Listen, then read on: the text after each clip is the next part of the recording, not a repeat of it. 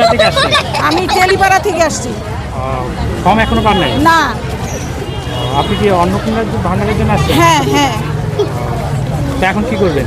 আমি ফর্ম নিতে আসছি, ফর্ম পেলাম না, বলে জালনা বন্ধ, তারপরে দেখা হচ্ছে ওয়ার্ডের দিবে, তাই বলতেছে।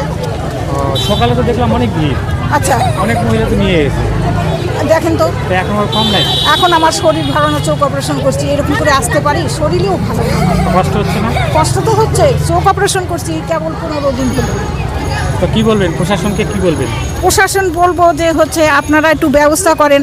হ্যাঁ, সবাই পাচ্ছে, আমরাও তো পাচ্ছি না, আমরা তো শ্রমিক। অনেক বয়স্ক মানুষরা, আমার মতন আরও কত বয়স্ক মানুষরা আসতেছে, তাদেরকে তো একটু হেল্প করা উচিত। বাইরে থেকে তো যদি ফর্ম কিনতে চান তো টাকা লাগে। টাকা লাগতেছে, কেউ 50 বলে, কেউ 200 বলে, কেউ হ্যাঁ কেউ 300 এরকম করতেছে। 300 টাকা ফর্মের দাম? তাহলে আমরা কি করে? 50 ঠিক আছে। হ্যাঁ 50 ঠিক আছে, চলে।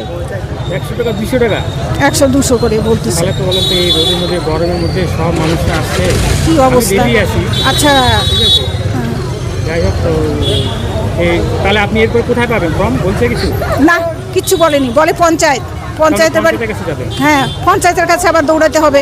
পঞ্চায়েত ওই যে এইখানে কবিতা রায়, আগের থেকে যে তৃণমূলের ছিল উনি।